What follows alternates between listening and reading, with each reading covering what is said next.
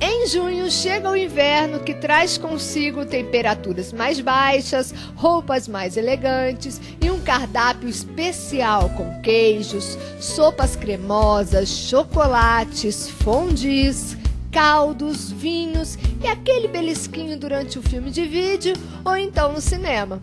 Com tudo isso, será possível manter a forma neste inverno?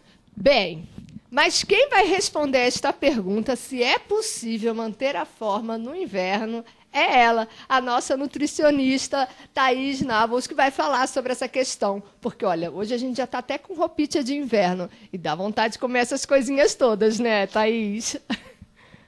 Ana, mais uma vez, obrigada, né, pela credibilidade, por estarem de volta em meu consultório.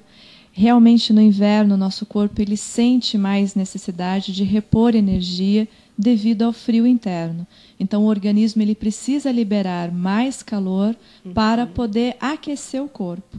É por isso que o nosso apetite acaba aumentando realmente na época de inverno. Mas aí, junta esse aumento do apetite com essas guloseimas maravilhosas que vêm nessa época do ano, né? Eu acho que o vilão maior deve ser o fondue, né? Aquele queijo todo.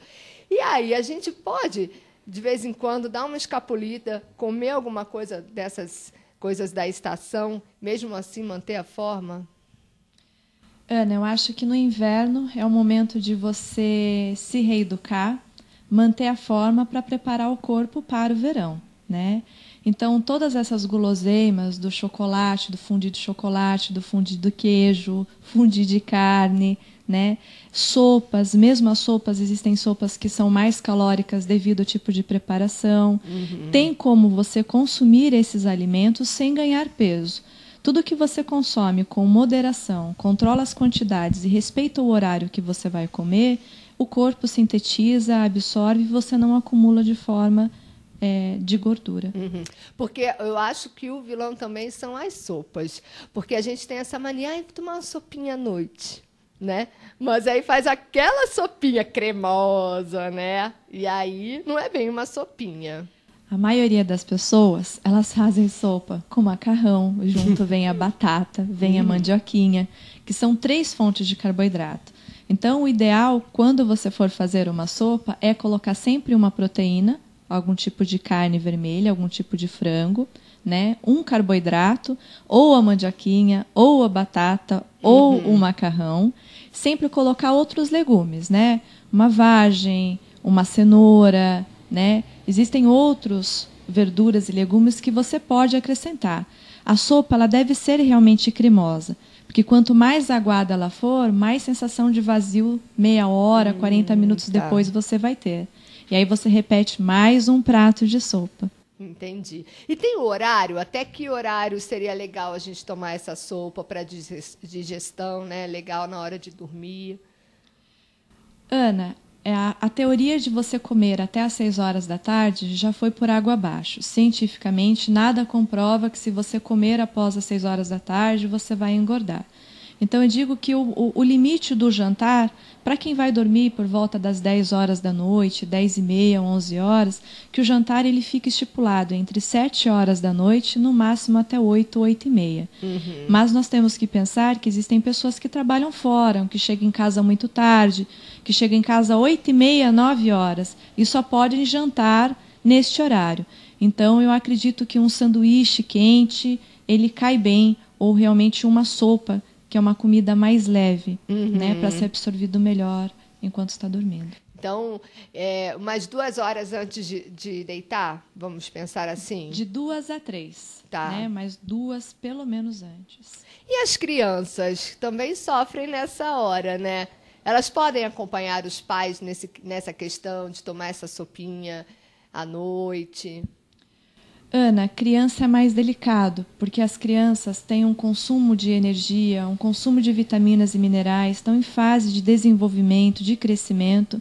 Então, nutricionalmente, o cardápio da criança ela tem que ser mais aprimorado, né? Eu não posso dar uma sopa de um adulto para uma criança, a não ser que a sopa esteja realmente extremamente nutritiva, a não ser se a sopa não estiver nutritiva, realmente um jantar mais leve, né? Uma carne branca, um pouquinho de um arroz, um caldinho de um feijão, né? Um legume, uma saladinha. Eu acho que sustenta melhor a criança do que propriamente a sopa.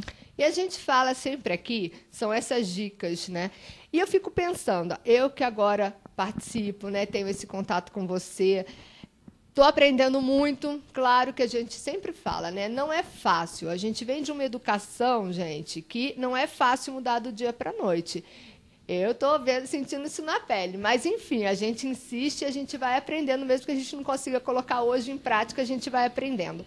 Então, normalmente a gente procura nutricionista para emagrecer. Mas eu estou aprendendo que não, é para a gente aprender a se alimentar saudável, né? Então, no caso, como a gente falou agora, os pais, uma criança, é legal vir a família, não é? E aprender como se alimentar bem. Aqui no consultório, Ana, eu sempre oriento os meus pacientes. Quando a gente elabora um cardápio que é personalizado, por que ele tem que ser personalizado? Né? Porque você se alimenta diferente de mim, né? Diferente do telespectador. Então, cada um tem o seu hábito alimentar, ele deve ser respeitado, e aí a gente reeduca esse paciente a comer de melhor forma o que ele gosta de comer.